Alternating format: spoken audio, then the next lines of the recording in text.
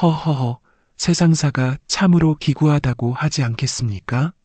이 이야기는 지금으로부터 한 200년 전 경상도 어느 산골 마을에서 일어난 일이랍니다. 그 마을 이름이 뭐였는지는 지금 기억이 가물가물하지만 아무튼 첩첩산 중에 둘러싸인 조그만 마을이었지요. 그 마을 동쪽 끝자락에 연희라 하는 과부가 살고 있었습니다. 어이구, 그 인생사가 얼마나 구슬프겠습니까? 25 꽃다운 나이에 남편 김서방을 하늘나라로 떠나보내고는 벌써 20해째 홀로 지내고 있었답니다. 연희의 남편 김서방은 참 착한 사람이었지요. 마을에서도 인심 좋고 부지런하기로 소문났던 사람이었는데 어느 해 겨울산에서 나무하다가 그만 나무에 깔려서 세상을 떠나고 말았답니다. 아이고, 그때 연희의 울음소리가 얼마나 처절했는지 마을 사람들이 모두 같이 울었다고 하더군요. 중필아, 오늘도 고생이 많구나. 가을 들녘에 노란 벼이서리가 일렁이는 어느 오후, 연희는 마당에서 볏짚을 엮고 있는 머슴 중필에게 말을 건넸습니다. 중필은 30을 갓 넘긴 청년으로 연희 곁에서 벌써 10년째 머슴살이를 하고 있었지요. 이 중필이라는 청년, 참 기구한 사연이 있답니다. 어려서 부모를 잃고 이 마을 저 마을 떠돌다가 연인의 집에 정착한 것이지요. 처음에는 그저 끼니나 때우려고 왔는데 연희의 인정 많은 성품에 마음이 끌려서 계속 머물게 되었답니다. 아이 마님, 무슨 고생이 별거 있겠습니까? 마님께서 늘 잘 챙겨주시는데요. 중필의 얼굴에 수줍은 미소가 번져났습니다. 사실 중필은 연희를 마음속 깊이 우러러보고 있었거든요. 아니, 어찌 보면 그것보다 더 깊은 마음을 품고 있었는지도 모르겠습니다만, 허허, 그건 나중에 밝혀지겠지요. 여러분, 이런 마음이 어찌 자연스럽지 않겠습니까? 젊은 총각이 혼자 사는 과부를 10년 동안 지켜보며 지냈는데 어찌 마음이 동하지 않겠어요?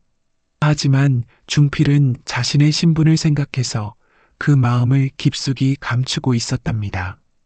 그런데 마님, 벌써 가을이 되었는데 올해도 최진사 댁에 소를 빌리러 가셔야 하지 않겠습니까? 중필의 말에 연희의 얼굴이 살짝 어두워졌습니다. 매년 이맘때면 벼를 털기 위해 최진사 댁의 소를 빌려야 했거든요. 그런데 올해는 왠지 마음이 내키지 않았답니다. 그러게, 올해는 어찌해야 할까? 연희가 한숨을 내쉬며 말했습니다. 사실 작년에 최진사 부인이 찾아와서 한 이야기가 자꾸 마음에 걸렸거든요. 연인의 집은 마을에서도 가장 가난한 축에 속했습니다. 남편이 죽고 나서 논밭도 반 이상 팔아버렸고 이제 남은 건 작은 논 2마지기와 밭 서너 떼기뿐이었지요. 그나마 중필이 성실하게 농사를 지어주어서 끼니는 이어갈 수 있었답니다. 마님, 저번에 이웃 마을에서 소를 빌려보자고 했는데 어떠실까요? 중필이 조심스럽게 제안했습니다. 사실 중필도 최진사라는 사람이 마음에 들지 않았거든요. 직접 본 적은 없지만 마을 사람들 사이에 도는 소문이 좋지 않았으니까요. 이웃 마을이라 그것도 멀고 또 우리를 모르는 사람들이 소를 빌려줄까? 한번 알아봐 드리겠습니다. 아는 사람이 있어서. 아니다, 중필아. 그동안 최진사 댁에서 많은 신세를 졌는데 갑자기 다른 곳으로 가면 체면이 서지 않는다. 연희는 고개를 저었습니다. 사실 마음 한구석에서는 무언가 불안한 기운을 느끼고 있었지만 그것이 무엇인지 명확하게 알 수는 없었지요. 그때 마당 한구석에서 닭들이 꼬꼬댁거리며 모이를 쪼고 있었습니다. 연희는 그 모습을 보며 문득 생각에 잠겼어요. 중필아, 우리도 저 닭들처럼 평범하게 살 수만 있다면 얼마나 좋을까? 마님 말씀이 무슨 뜻인지 아무것도 아니야. 그냥 하는 소리다. 하지만 연희의 마음속에는 어떤 예감이 스물스물 올라오고 있었답니다. 바로 그때였습니다. 대문 밖에서 여자 목소리가 들려왔지요. 연희야, 연희야. 나야, 최진사 댁 마누라. 어머, 마누라님이 오셨네요. 연희가 급히 일어나 치마를 털고 대문을 열었습니다. 최진사 부인이 얼굴이 상기된 채 들어섰습니다. 나이는 연희와 비슷했지만 부잣집 마누라답게 옷차림이 번듯했지요. 어이구, 무슨 일로 이렇게. 아이고, 연희야. 나 정말 미치겠다. 최진사 부인이 연희의 손을 꽉 잡으며 말했습니다. 그 손이 얼마나 차가웠는지 연희가 깜짝 놀랄 정도였답니다. 우리 영감이 또 무슨 짓을 했는지 알겠니? 어제는 방앗간 댁 며느리한테 추파를 던지고 그저께는 주막집 아낙네 엉덩이를 툭툭 치며 웃어댔다는 거야. 어머나, 그게 정말입니까? 정말이고 말고. 마을 사람들이 모두 수군거리고 있어. 나는 얼굴을 들고 다닐 수가 없겠더라. 최진사 부인의 목소리에는 분노와 절망이 뒤섞여 있었습니다. 결혼한 지 20년이 넘었는데 남편의 이런 행동 때문에 속이 끓어오른다는 것이지요. 여러분, 이 최진사라는 양반이 어떤 인물인지 자세히 말씀드려야겠습니다. 나이는 50을 넘겼건만 철이 없기로는 마을에서 둘째가라면 서러워할 정도였답니다. 집안은 부유하고 학식도 있었지만 그 품행이라는 게 정말 말이 아니었지요. 최진사의 본명은 최성달이었습니다. 젊었을 때는 그런대로 점잖은 선비였는데 나이가 들면서 점점 이상해진 것이지요. 특히 40을 넘기면서부터는 젊은 여자들을 보면 눈이 번쩍 뜨고 온갖 핑계를 대며 접근하려 했답니다. 그래서 내가 뭐라고 했는지 알겠니? 영감, 이제 그만하오. 나이가 몇 살인데 아직도 그런 짓을 하고 다니오? 했더니 뭐라고 하겠니? 최진사 부인의 목소리가 점점 높아졌습니다. 여편 내가 무얼 안다고 나서느냐? 나는 아직 젊다. 이러면서 큰 소리를 치더라고. 어휴, 정말 골치 아프시겠어요. 연희가 위로의 말을 건넸습니다. 그런데 마음 한구석에서는 불안한 마음이 스멀스멀 올라왔지요. 혹시 자신도 그 최진사의 눈에 띄지나 않을까 하는 걱정이 말입니다. 연희야, 솔직히 말하면 나는 그 영감이 너무 미워. 처음에는 그래도 남편이니까 참았는데 이제는 정말 한계야. 최진사 부인이 눈물을 글썽이며 말했습니다. 그런데 내가 어떻게 해? 여자가 남편을 어쩔 수 있겠니? 그냥 참고 살아야지. 마누라님, 너무 속상해하지 마세요. 언젠가는 진사님도 정신을 차리실 거예요. 연희가 최진사 부인의 등을 토닥이며 위로했습니다. 하지만 속으로는 과연 그럴까? 하는 의심이 들었지요. 그런데 연희야, 너는 그 영감을 직접 본 적이 있니? 아니요. 늘 마누라님만 뵙고 소를 빌려갔거든요. 그렇구나. 그럼 앞으로는 더욱 조심해야겠다. 그 영감이 젊은 과부를 얼마나 좋아하는지 모르거든. 최진사 부인의 말에 연희의 얼굴이 하얗게 질렸습니다. 마누라님, 그게 무슨... 연희야, 내가 왜 이런 이야기를 하는지 알겠니? 너를 걱정해서야. 그 영감이 한번 눈독을 들이기 시작하면 끝까지 따라다니거든. 최진사 부인이 연희의 손을 더욱 꽉 잡았습니다. 특히 너처럼 예쁘고 젊은 과부를 가장 좋아해. 이미 몇 년 전부터 너에 대해서 물어본 적이 있어. 네, 저에 대해서요? 그래, 연희 과부가 몇 살이냐, 혼자 사느냐, 남자는 없느냐, 이런 걸 물어보더라고. 연희는 등골이 오싹해졌습니다. 지금까지 자신은 평범하게 살고 있다고 생각했는데 벌써 누군가의 관심을 받고 있었다니요. 마당에서 일하던 중필이 슬쩍 귀를 기울이고 있었습니다. 중필 역시 이 대화를 듣고 불안한 마음이 들기 시작했지요. 그래서 연희야, 내가 부탁하고 싶은 게 있어. 무엇이든 말씀하세요. 앞으로 소를 빌리러 올 때는 꼭 나한테만 오너라. 그 영감이 집에 있을 때는 절대 오지 말고. 네, 알겠습니다. 그리고 혹시 그 영감이 너한테 접근하면 즉시 나한테 알려줘. 내가 어떻게든 막아볼게. 최진사 부인의 말에서 진심 어린 걱정이 느껴졌습니다. 마누라님, 고맙습니다. 그런데 정말 그런 일이 생길까요? 연희야, 너는 아직 세상 물정을 잘 모르는구나. 나쁜 남자들은 여자가 약해 보이면 더욱 달려드는 법이야. 그 말을 듣고 연희는 마음이 무거워졌습니다. 지금까지 조용히 살아왔는데 앞으로 무슨 일이 벌어질지 걱정이 되기 시작했지요. 그런데 마누라님, 혹시 진사님이 다른 분들한테도 그런 짓을 하셨나요? 물론이지. 작년에는 대장간댁 마누라가 우리 집에 찾아와서 울면서 하소연했어. 우리 영감이 자꾸 따라다니면서 괴롭힌다고. 어머, 그래서 어떻게 되었어요? 내가 그 영감한테 혼을 내줬지. 그랬더니 한동안은 조용했는데 또 다른 여자를 노리기 시작하더라고. 여러분, 이런 못된 남자가 세상에 있다니 정말 한심하지 않겠습니까?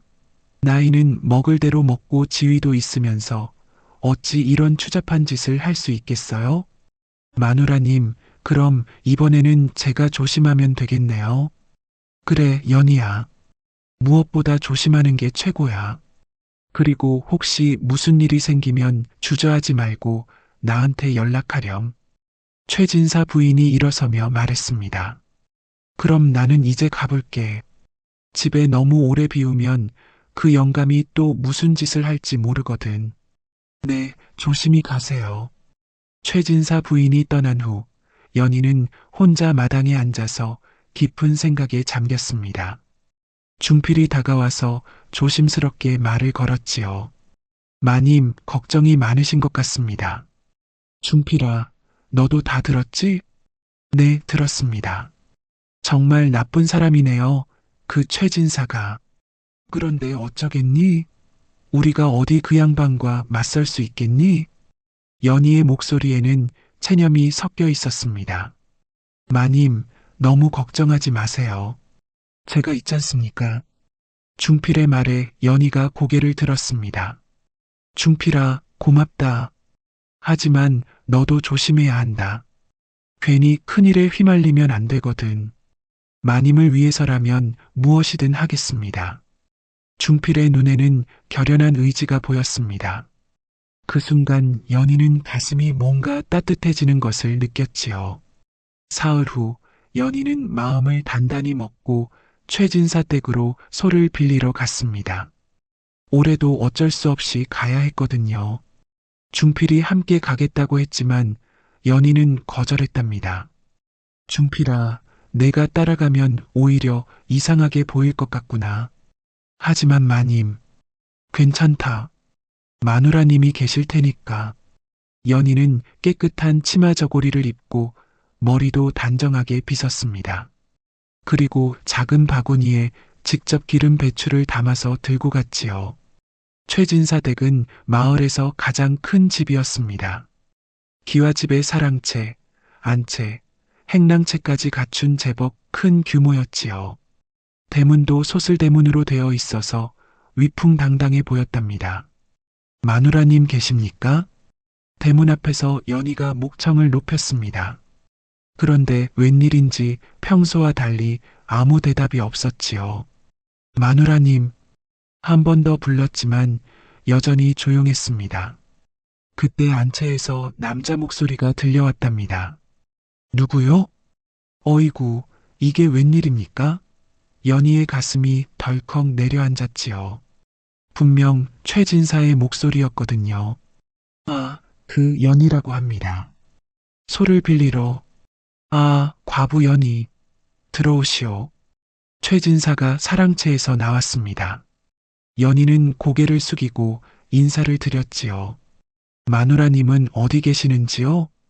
친정에 갔소. 며칠 있어야 올 것이오. 그 순간 연희는 최진사의 시선을 느꼈습니다. 어이구, 그 눈빛이라는 게 정말 불쾌하기 짝이 없었답니다. 마치 호랑이가 꽁을 바라보는 것 같았지요. 최진사는 키가 크고 살집이 있는 편이었습니다. 수염을 기르고 있었는데 그것이 오히려 음흉해 보였지요. 옷차림은 번듯했지만 어딘가 기름기가 돌아서 싫은 느낌이 들었답니다. 허허허, 소문으로만 듣던 연희 과부를 이제야 직접 보는구려. 최진사가 연희의 주위를 한 바퀴 돌며 말했습니다. 연희는 그 행동이 너무 무례하다고 생각했지만 아무 말도 할 수 없었지요. 과부라고 하기에는 너무 젊어 보이는구만. 올해 나이가 어떻게 되지? 45입니다. 연희가 떨리는 목소리로 대답했습니다. 45? 허허, 나와 비슷하군. 그런데 홀로 사시느라 얼마나 외로우시겠소? 여러분, 이런 말을 처음 보는 과부에게 대뜸 던진다니요. 연희는 얼굴이 빨갛게 달아올랐답니다. 소만 빌려주시면 되겠습니다. 아, 소 말이요? 물론 빌려드리지. 그런데 혼자서 소를 끌고 갈 수 있겠소? 내가 도와드리면 어떨까? 최진사가 한 걸음 더 가까이 다가왔습니다. 연희는 본능적으로 뒤로 물러섰지요. 아니요, 괜찮습니다. 중필이가 기다리고 있어요. 중필이? 아, 그 머슴 말이요? 허허, 과부와 총각 머슴이 한 집에 산다니 참 재미있는 일이로군. 최진사의 말에는 음흉한 뉘앙스가 담겨 있었습니다. 무슨 말씀을? 아무 뜻 없소. 그냥 하는 말이니 기분 나쁘게 생각하지 마시오. 하지만 세상 사람들은 이런저런 말을 하지 않겠소? 연희는 최진사가 무엇을 암시하는지 알 수 있었습니다. 과부와 머슴이 함께 산다는 것에 대한 좋지 않은 소문을 퍼뜨리겠다는 협박이었지요. 저희는 그런 사이가 아닙니다. 물론 그렇겠지요. 하지만 남들이 어떻게 생각할지는 모르는 일 아니겠소? 최진사가 비실비실 웃으며 말했습니다. 연희는 더 이상 견딜 수가 없었지요. 그럼 소를? 물론이지. 가져가시오. 대신 조건이 있소. 조건이요? 다음에 소를 가져다 줄 때는 혼자 오시오. 그 머슴은 데려오지 말고. 왜 그래야 하는지요? 별다른 이유는 없소. 그냥 내가 그렇게 하고 싶어서.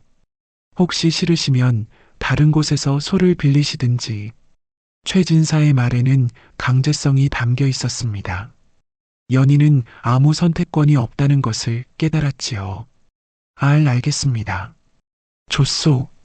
그럼 소는 저기 외양간에 있으니 끌고 가시오. 연희가 외양간으로 향하는데 최진사가 뒤따라왔습니다. 참, 이 소는 성질이 좀 급해서 다루기가 어려울 것이오. 혹시 곤란하면 언제든 말씀하시오. 그러면서 최진사는 연희의 어깨에 손을 올렸습니다. 연희는 깜짝 놀라서 몸을 피했지요.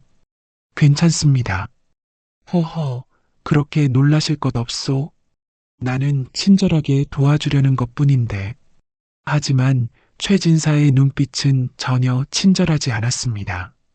오히려 욕망으로 번들거리고 있었지요. 연희는 서둘러 소 고삐를 잡고 그 집을 빠져나왔습니다. 하지만 등 뒤에서 최진사의 시선이 계속 따라오는 것을 느낄 수 있었답니다. 집으로 돌아가는 길에 연희의 마음은 복잡했습니다. 앞으로 어떻게 해야 할지 막막했지요. 그날 이후 이상한 일이 일어나기 시작했습니다. 최진사가 연희 집에 자주 나타나기 시작한 것이지요. 처음에는 이틀에 한 번씩 왔는데 점점 자주 와서 나중에는 하루 걸러 하루씩 나타났답니다. 연희 과부님 계시오? 어느 날 오후 대문 밖에서 최진사의 목소리가 들렸습니다. 연희는 깜짝 놀라 숨을 죽였지요. 계시는 것 같은데 왜 대답이 없소? 허허. 최진사가 대문을 두드렸습니다. 연희는 어쩔 수 없이 나갔답니다. 무슨 일로 오셨는지요? 아무것도 아니요. 그냥 지나가다가 인사나 할까 해서. 그런데 이게 어디서 본 핑계입니까? 최진사 집은 여기서 한참 떨어진 곳에 있거든요. 게다가 연희 집으로 오는 길은 막다른 길이어서 지나갈 이유가 전혀 없었지요. 바쁘신데 괜히. 바쁘긴 뭘 바빠. 혼자 사는 과부가 뭐가 그리 바쁘겠소? 최진사의 말에 연희의 마음이 상했습니다. 하지만 참을 수밖에 없었지요. 참, 손은 잘 부리고 계시오? 네, 덕분에. 그런데 혼자 농사일 하시느라 힘드시겠소. 언제든 도움이 필요하면 말씀하시오. 기꺼이 도와드리겠소. 그러면서 최진사는 연희의 손목을 슬쩍 만졌습니다. 연희는 깜짝 놀라 뒤로 물러섰지요. 아, 실례했소. 손에 뭐가 묻었나 해서. 최진사가 뻔뻔하게 웃으며 말했습니다. 연희는 더 이상 참을 수가 없었답니다. 저는 정말 바쁘니까 이만. 그렇소? 그럼 다음에 또 오겠소. 허허. 최진사가 돌아간 후 연희는 손목을 문지르며 울었습니다. 마당에서 일하던 중필이 달려왔지요. 마님, 무슨 일이십니까? 아무것도 아니야. 하지만 중필은 이미 다 보고 있었답니다. 마음이 하늘같이 착한 중필이었지만 그날 밤 혼자 이를 갈며 분노했다고 하지요. 그 다음 날도 최진사는 계속 나타났습니다. 때로는 과일을 들고 때로는 술을 들고 왔지요. 그럴 때마다 연희에게 불쾌한 농담을 던지고 슬쩍슬쩍 몸을 건드리려 했답니다. 연희 과부님, 혼자 사시느라 밤이 많이 외로우시겠소? 참외가 맛있다던데 한번 드셔보시오. 달콤할 거요. 과부 치마가 바람에 날리니 참 보기 좋소. 어이구, 이런 망측한 말들을 어떻게 차마 입에 담을 수 있겠습니까? 연희는 날이 갈수록 지쳐갔답니다. 어느 날은 최진사가 연희가 빨래하는 것을 구경한다며 한참 동안 서 있기도 했지요. 연희 과부님, 빨래하는 모습이 참 곱소. 저런 고운 손으로 빨래를 하시다니. 연희는 얼굴이 빨갛게 달아올라서 빨래를 걷어들였습니다. 자꾸 이렇게 오시면 안 됩니다. 왜 안 되겠소? 이웃 간에 인사하는 게 뭐가 나쁘다는 거요? 저는 걱정하지 마시오. 나는 그냥 친근하게 지내고 싶을 뿐이요. 하지만 최진사의 행동은 전혀 친근하지 않았습니다. 연희가 우물에서 물을 길어올 때는 뒤에서 지켜보고 마당을 쓸 때는 허리를 굽히는 모습을 뻔히 보려고 했지요. 중필이 밭에서 일하고 있을 때 오는 경우가 많았습니다. 일부러 중필이 없을 때를 노리는 것 같았지요. 중필이는 어디 갔소? 밭에 일하러 갔습니다. 그렇소? 그럼 우리 둘이서 조용히 이야기할 수 있겠군. 이런 말을 들을 때마다 연희는 소름이 끼쳤답니다. 연희 과부님, 혹시 재혼 생각은 없으시오? 어느 날 최진사가 갑자기 이런 말을 던졌습니다. 네, 재혼 말이오. 혼자 사시기 힘드시겠소. 저는 그런 생각 없습니다. 왜요? 아직 젊으신데. 좋은 남자 만나면 행복하게 살 수 있을 텐데. 저는 이대로 살겠습니다. 혹시 중필이 때문인가요? 허허. 최진사의 말에 연희는 깜짝 놀랐습니다. 무슨 말씀이세요? 과부와 머슴이 한 집에 오래 살면 정이 들지 않겠소? 그런 게 아닙니다. 물론 지금은 그렇겠지만 앞으로는 어떨지 모르지 않겠소? 최진사가 비웃듯이 말했습니다. 연희는 얼굴이 하얗게 질렸지요. 그날 밤 중필이 돌아와서 연희의 표정을 보고 물었습니다. 마님, 오늘도 최진사가 왔습니까? 응. 무슨 말을 했습니까? 연희는 중필에게 최진사가 한 말을 그대로 전할 수 없었습니다. 중필이 화를 낼 것이 뻔했거든요. 별거 아니야. 그냥 이런저런 이야기. 하지만 중필은 연희의 표정을 보고 짐작할 수 있었습니다. 마님, 이제는 정말 참을 수가 없습니다. 저라도 최진사한테 가서 그만하라고 해야겠어요. 안 돼, 중필아. 괜히 큰일 날까봐 무서워. 하지만 마님이 이렇게 고생하시는 걸 보고만 있을 수는 없어요. 중필의 목소리에는 분노가 가득했습니다. 중필아, 제발 참아줘. 우리가 어디 그 양반과 맞설 수 있겠니? 연희가 중필의 손을 잡고 간곡히 부탁했습니다. 그렇게 하루하루가 지나갔습니다. 최진사의 방문은 점점 더 빈번해졌고 그의 행동도 점점 더 대담해졌지요. 보름달이 떠있던 어느 밤이었습니다. 연희는 늦은 저녁을 먹고 있었는데 갑자기 대문을 두드리는 소리가 들렸지요. 연희야, 연희야. 최진사의 목소리였는데 평소와 달리 술에 취해 있는 것 같았습니다. 문 좀 열어줘. 할 말이 있어. 연희는 등골이 오싹했습니다. 이 시간에 술 취한 최진사라니 절대 문을 열어서는 안 되겠다고 생각했지요. 오늘은 늦었으니 내일 오세요. 연희가 떨리는 목소리로 외쳤습니다. 내일? 안 돼. 오늘 당장 할 말이 있다고. 최진사가 대문을 더 세게 두드렸습니다. 그러더니 대문 고리를 흔들기 시작했지요. 어이구, 어쩌지? 연희는 급히 문고리를 걸어 잠갔습니다. 그런데 최진사는 포기할 줄 몰랐답니다. 연희야, 나 최진사야. 문 안 열면 담을 넘어가겠어. 여러분, 이런 몰상식한 일이 어디 있겠습니까? 과부집에 밤중에 찾아와서 담을 넘겠다니요. 제발, 제발 돌아가세요. 안 돼. 오늘은 꼭 해야 할 말이 있어. 연희야, 나는 내가 좋다. 최진사가 술에 취해서 진심을 털어놓기 시작했습니다. 내가 남편 죽고 혼자 사는 걸 보니까 불쌍해서 견딜 수가 없어.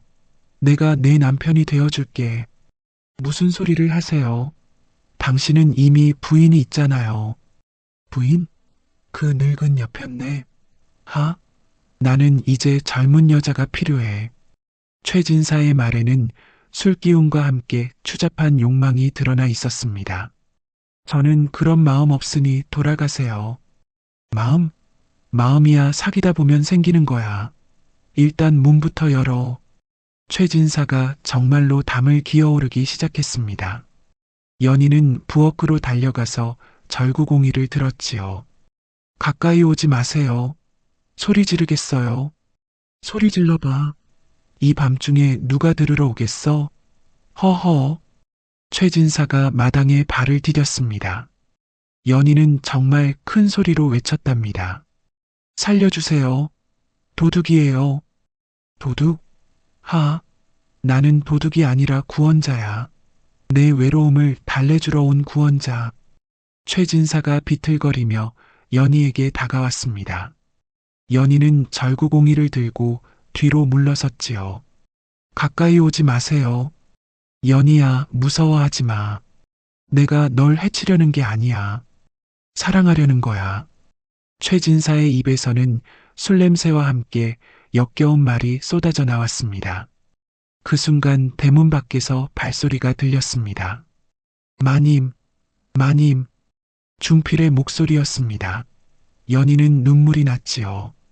중필아, 빨리 와. 중필이 담을 훌쩍 넘어와서 연희 앞에 섰습니다. 최진사님, 이게 무슨 짓입니까? 이놈아, 머슴 주제에 감히 주인 어른께 대드느냐?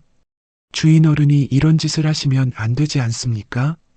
중필의 목소리에는 분노가 가득했습니다. 최진사는 술이 깨는 것 같았지요. 하지만 너한테 무슨 권리가 있어서 나한테 이런 말을 하느냐? 저는 이 집 머슴이고 마님을 지킬 의무가 있습니다. 지킬 의무?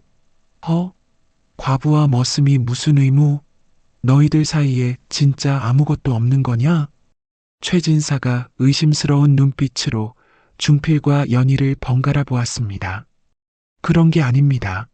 저는 단지 뭐, 솔직히 말해봐. 중필은 할 말을 잃었습니다. 정말로는 연희를 사랑하고 있었지만 그것을 말할 수는 없었거든요. 흥, 오늘은 이만 가겠다. 하지만 다음에는 이런 방해가 없을 것이야. 최진사가 중얼거리며 돌아갔습니다. 연희는 중필의 품에 안겨서 흐느꼈답니다. 고맙다, 중필아. 내가 아니었으면 어쩔 뻔했니? 마님, 이제는 더 이상 참을 수가 없습니다. 뭔가 대책을 세워야 해요. 중필의 마음속에 어떤 결심이 서고 있었답니다. 중필아, 괜한 일에 휘말리지 말거라. 마님을 이렇게 괴롭히는데 가만히 있을 수는 없어요. 그날 밤 중필은 잠을 이루지 못했습니다. 연희를 위해서 무엇을 해야 할지 계속 생각했지요. 다음 날 아침 연희는 중필에게 말했습니다. 중필아, 어젯밤 일 때문에 미안하다. 마님이 왜 미안해 하세요? 잘못한 건 최진사입니다. 하지만 내가 위험할 뻔했잖니. 마님을 위해서라면 위험도 무릅쓸 수 있어요. 중필의 말에 연희는 가슴이 뜨끔했습니다. 왜 중필이 자신을 위해 이렇게까지 하는지 알 것 같았거든요. 다음 날 새벽 중필은 연희에게 말했습니다. 마님, 저는 마을에 좀 다녀오겠습니다. 어디 가는 거니? 마을 사람들과 상의할 일이 있어요. 최진사를 그냥 둘 수는 없습니다. 연희는 걱정스러웠지요. 중필아, 괜한 일에 휘말리지 말거라. 우리가 어디 그 양반과 맞설 수 있겠니? 마님, 지금까지 참아온 게 벌써 너무 많습니다. 이제는 다른 방법을 찾아야 해요. 중필이 나간 후 연희는 혼자 마당에 앉아 한숨을 쉬었습니다. 그런데 얼마 후 뜻밖의 손님이 찾아왔지요. 연희야, 최진사 부인이었습니다. 그런데 얼굴이 말이 아니었답니다. 마누라님, 무슨 일이세요? 연희야, 우리 영감이 어젯밤에 또 무슨 짓을 했다면서? 그게 다 들었어. 밤중에 내 집에 찾아가서 난리를 피웠다면서? 어이구, 나는 정말 죽고 싶다. 최진사 부인이 연희의 손을 잡고 울었습니다. 정말 미안해, 연희야. 내가 그 영감을 제대로 못 다스려서 내가 이런 고생을 하는구나. 아니에요, 마누라님. 마누라님 잘못이 아니에요. 아니야, 내 잘못이야. 이제는 가만히 있을 수가 없겠어. 나도 뭔가 해야겠다. 여러분, 이때부터 이상한 일이 벌어지기 시작했답니다. 중필은 마을 여인들을 하나둘 만나서 상의를 했지요. 먼저 방앗간댁 며느리를 찾아갔습니다. 댁도 최진사 때문에 고생하신다고 들었습니다. 어머, 그걸 어떻게 아셨어요? 연희 마님이 같은 피해를 당하고 계셔서요. 방앗간댁 며느리는 26살의 젊은 여자였는데 정말로 최진사 때문에 고생했답니다. 그분이 맨날 방앗간에 와서 괴롭혀요. 쌀을 빻는다며 자꾸 와서는 이상한 말만 하고. 어떤 말을요? 부끄러워서 말도 못하겠어요. 그런데 어떻게 해야 하죠? 다음으로 주막집 안악내를 찾아갔습니다. 최진사가 이런 짓을 계속하면 우리 마을 여자들이 모두 피해를 볼 겁니다. 그렇지, 중필아. 우리도 언제까지 당하고만 있을 수는 없지. 주막집 안악내는 30을 넘긴 여자였는데 성격이 불같았답니다. 그 양반이 술 마시러 와서는 맨날 제 엉덩이를 만져요. 처음에는 실수인 줄 알았는데 계속 그러니까 일부러 그러는 거더라고요. 정말 나쁜 사람이네요. 나쁘고 말고. 그런데 뭔가 방법이 있나요? 마지막으로 대장간댁 마누라를 찾아갔습니다. 그런데 어떻게 해야 할까? 마을 여인들이 모여서 머리를 맞댔습니다. 방앗간댁 며느리, 주막집 안악내, 대장간댁 마누라까지 모두 최진사 때문에 고생한 경험이 있었거든요. 중필아, 혹시 좋은 방법이 있니? 한 가지 생각해 본 방법이 있기는 합니다만, 중필이 조심스럽게 말했습니다. 뭔데? 최진사를 마을 밖으로 유인해서 혼쭐을 내는 겁니다. 그게 가능할까? 가능합니다. 하지만 여러분이 도와주셔야 해요. 어떻게 도와달라는 거야? 먼저 모든 여자들이 며칠 동안 모습을 감춰주세요. 최진사가 여자들을 찾지 못하게 하는 거예요. 그러면 그때 저가 여자로 변장해서 최진사를 산으로 유인할 겁니다. 내가 여자로 변장을? 네, 저는 키가 작고 얼굴도 어려 보이니까 가능할 거예요. 여인들이 서로 얼굴을 바라봤습니다. 그런데 정말 안전할까? 위험하긴 하지만 다른 방법이 없어요. 이대로 계속 당하고만 있을 수는 없잖아요. 주막집 아낙네가 먼저 입을 열었습니다. 좋아, 해보자. 나는 중필이 편을 들겠어. 저도 찬성이에요. 더 이상 참을 수 없어요. 방앗간댁 며느리도 동의했습니다. 그럼 저도 우리 모두 힘을 합쳐봐요. 대장간댁 마누라도 고개를 끄덕였지요. 그렇게 해서 비밀스러운 계획이 세워지기 시작했답니다. 그런데 구체적으로 어떻게 할 건가요? 먼저 3일 동안 모든 여자들이 집 밖으로 나오지 마세요. 친정에 갔다거나 시장에 갔다거나 핑계를 대고요. 그러면 최진사가 여자들을 찾아다니겠네요? 네, 그럴 거예요. 그러다가 마지막에 연희 마님 집에 갈 텐데 그때 저가 미리 가짜 편지를 놔둘 거예요. 무슨 편지? 연희 마님이 산에서 기다리고 있다는 편지요. 그러면 최진사가 산으로 올라갈 거예요. 그리고 산에서 제가 여자로 변장하고 기다리고 있다가 최진사를 낭떠러지 쪽으로 유인할 거예요. 그런데 최진사가 낭떠러지에서 떨어지면 그건 하늘의 뜻이겠죠. 중필의 말에 여인들이 조용해졌습니다. 사실 그들도 최진사가 어떻게 되든 상관없었거든요. 좋아, 그렇게 하자. 언제부터 시작할까? 내일부터요. 그리고 혹시 실패하더라도 절대 제 이름은 대지 마세요. 당연하지. 우리가 뭘 모르겠어? 이렇게 해서 마을 여인들의 연대가 시작되었답니다. 사흘 후 마을에 이상한 일이 벌어졌습니다. 여자들이 모두 모습을 감춘 것이지요. 최진사가 평소처럼 주막집에 갔는데 주인 아낙네가 없었습니다. 어디 갔지? 주막 주인이 말했습니다. 마누라가 친정에 갔습니다. 며칠 있어야 올 거예요. 친정? 갑자기 최진사는 어리둥절했습니다. 방앗간에 가도 며느리가 없었지요. 며느리는 어디 갔소? 아, 시장에 갔어요. 오늘은 장날이라서요. 시장? 이상하네. 대장간에 가도 마누라가 없었습니다. 마누라는 친척집에 갔어요. 급한 일이 있다고 해서요. 최진사는 점점 이상해졌습니다. 하루 이틀도 아니고 모든 여자들이 동시에 사라진 것이지요. 이상하네, 모두 어디 간 거야? 그러다가 연희 집 쪽으로 발길을 돌렸지요. 연희는 있겠지? 그런데 연희 집 대문 앞에 이상한 쪽지가 붙어 있었답니다. 최진사님께 산 너머 폭포 옆에서 기다리고 있겠습니다. 혼자 오세요. 연희.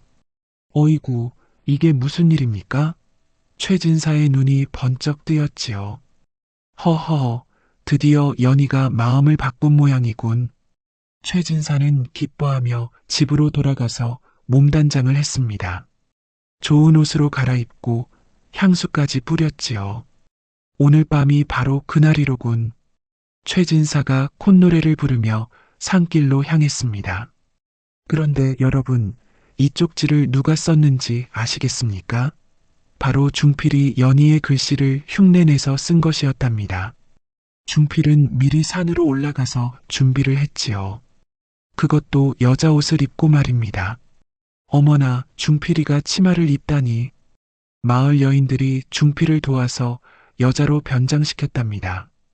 장옷으로 얼굴을 가리고 치마를 입히고 연희와 비슷한 키로 보이게 했지요. 목소리는 어떻게 하죠? 목소리는 내지 말고 몸짓으로만 유인하세요. 그런데 정말 괜찮을까요? 걱정하지 마세요. 저희가 모두 지켜보고 있을 테니까요. 사실 마을 여인들도 멀리서 지켜보기로 했답니다. 혹시 중필에게 위험한 일이 생기면 도와주려고 말이지요. 중필은 폭포 근처 낭떠러지 끝에서 기다렸습니다. 마음이 두근두근 뛰었지만 연희를 위해서라면 무엇이든 할 각오였지요. 얼마 후 최진사가 헐레벌떡 올라왔습니다. 연희야, 연희야. 최진사는 숨을 헐떡이며 중필 여장에게 다가왔습니다. 허허, 드디어 마음을 바꿨구나. 중필은 뒤로 물러서면서 낭떠러지 쪽으로 최진사를 유인했습니다. 왜 뒤로 가지? 이리 와.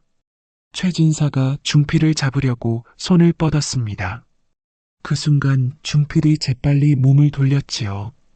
연희야, 부끄러워하지 마. 나도 내가 좋으니까 이렇게 온 거야. 최진사가 더욱 가까이 다가왔습니다. 중필은 계속 뒤로 물러섰지요. 그런데 왜 말을 안 하지? 혹시 부끄러워서? 최진사가 웃으며 말했습니다. 그때 바람이 불어서 중필의 장옷이 살짝 벗겨졌답니다. 너는 누구야? 최진사가 중필의 얼굴을 보고 깜짝 놀랐습니다. 장옷이 벗겨지면서 중필의 얼굴이 드러났거든요. 중필? 이놈이 왜 여기 있어? 최진사의 얼굴이 일그러졌습니다. 최진사님, 더 이상은 안 됩니다. 중필이 당당하게 말했습니다. 이놈아, 감히 나를 속였어? 저희 마님을 괴롭히는 걸 보고만 있을 수는 없었습니다. 마님? 과부와 머슴이 마님? 웃기는 소리하고 있네.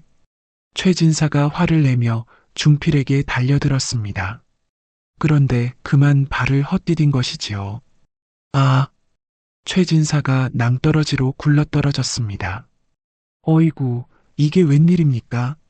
중필은 깜짝 놀라서 아래를 내려다봤습니다. 최진사는 바위에 머리를 부딪혀서 그만 숨을 거두고 말았답니다. 어떻게 하지? 중필이 당황해서 마을로 내려갔습니다. 그리고 마을 사람들에게 이를 알렸지요. 최진사가 산에서 떨어져 죽었습니다. 뭐라고? 사람들이 모두 산으로 올라가서 확인했습니다. 정말로 최진사가 죽어 있었지요.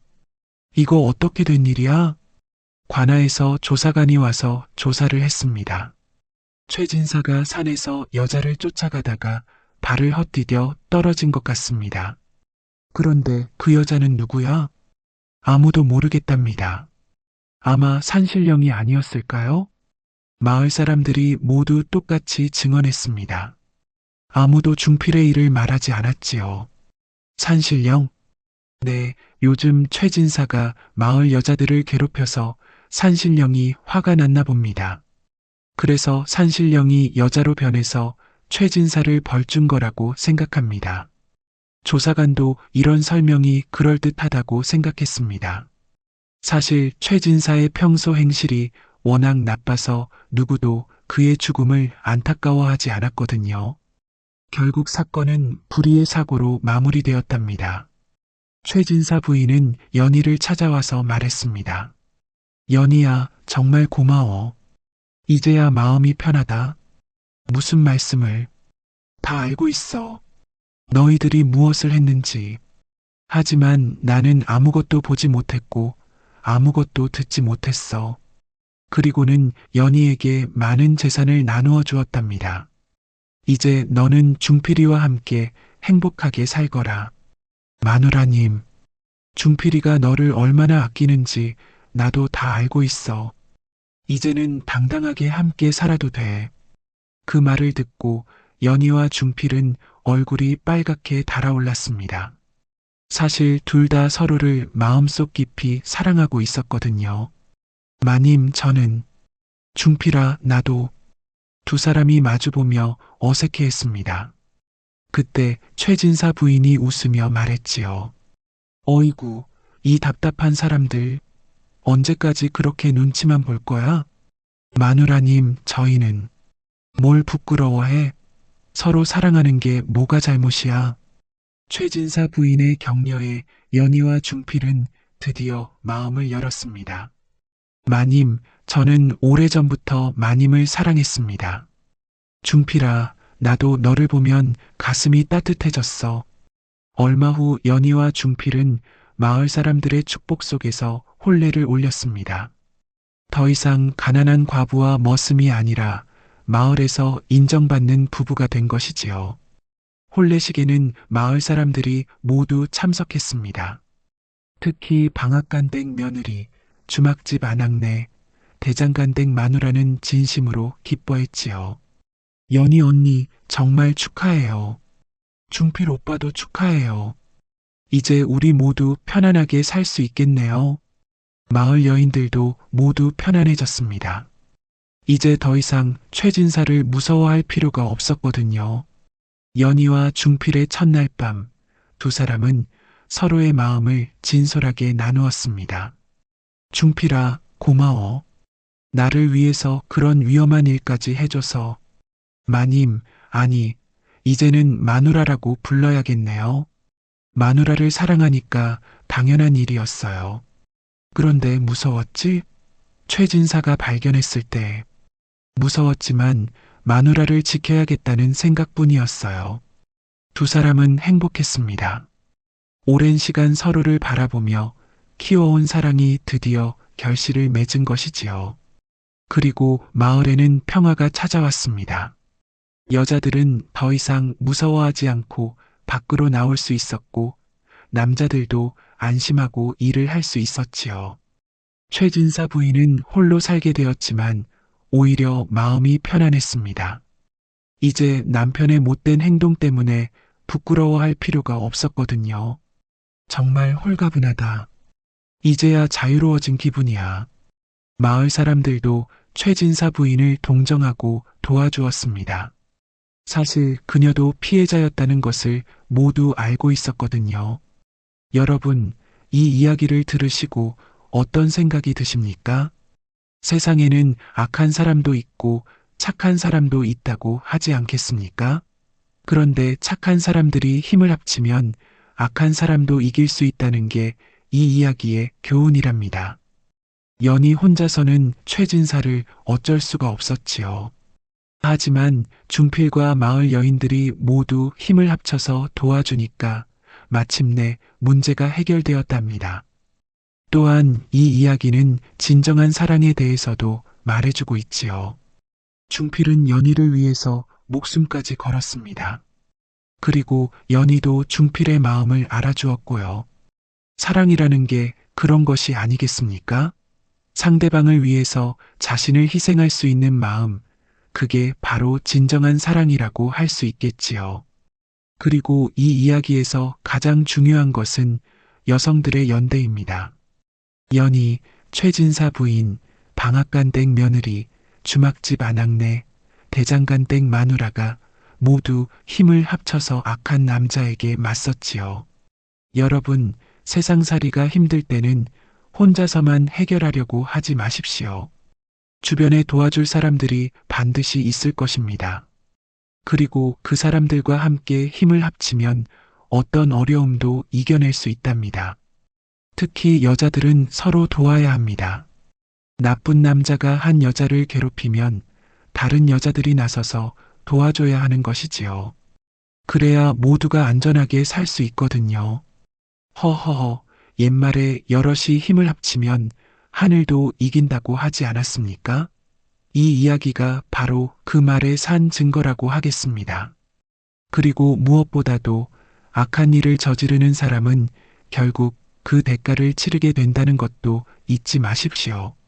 최진사처럼 남을 괴롭히고 못된 짓을 하는 사람은 언젠가는 벌을 받게 마련이거든요. 하늘이 보고 있다고 하지 않겠습니까? 착한 일을 하면 복을 받고 나쁜 일을 하면 벌을 받는 것이 세상의 이치입니다. 반대로 연희와 중필처럼 착하게 살고 서로 도우며 사는 사람들은 결국 행복을 찾게 된답니다. 비록 힘들고 어려운 시간이 있더라도 끝까지 선량한 마음을 잃지 않으면 반드시 좋은 결과가 따라오는 것이지요. 또한 이 이야기는 신분의 차이도 중요하지 않다는 것을 보여줍니다. 연희는 과부였고 중필은 머슴이었지만 서로를 진심으로 사랑했기 때문에 행복한 부부가 될 수 있었지요. 세상에는 양반, 상민, 노비 같은 신분의 차이가 있지만 사랑 앞에서는 그런 것이 중요하지 않다는 교훈을 주고 있습니다. 그리고 여자라고 해서 항상 약한 것은 아니라는 것도 이 이야기의 중요한 메시지입니다. 연희를 비롯한 마을 여인들이 힘을 합쳐서 악한 남자를 물리쳤지 않습니까? 여자들도 지혜롭게 계획을 세우고 용기를 내면 못할 일이 없다는 것을 보여주고 있지요. 어이구, 이 늙은이가 너무 길게 이야기했네요. 하지만 이런 좋은 이야기는 여러 번 들어도 지루하지 않다고 하지 않겠습니까? 여러분도 세상을 살아가시면서 이 이야기를 기억하시기 바랍니다. 악한 일은 하지 말고 어려운 사람이 있으면 도와주고 진정으로 사랑하는 사람이 있으면 그 사랑을 소중히 여기시기 바라겠습니다.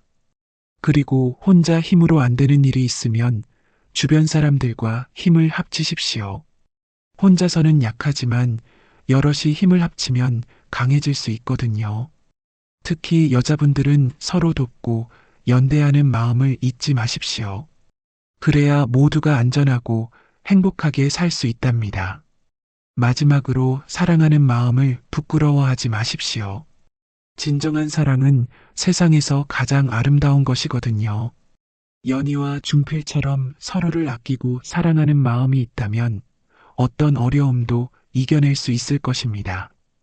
허허허, 그럼 이 이야기는 여기서 마치겠습니다. 들어주셔서 고맙습니다.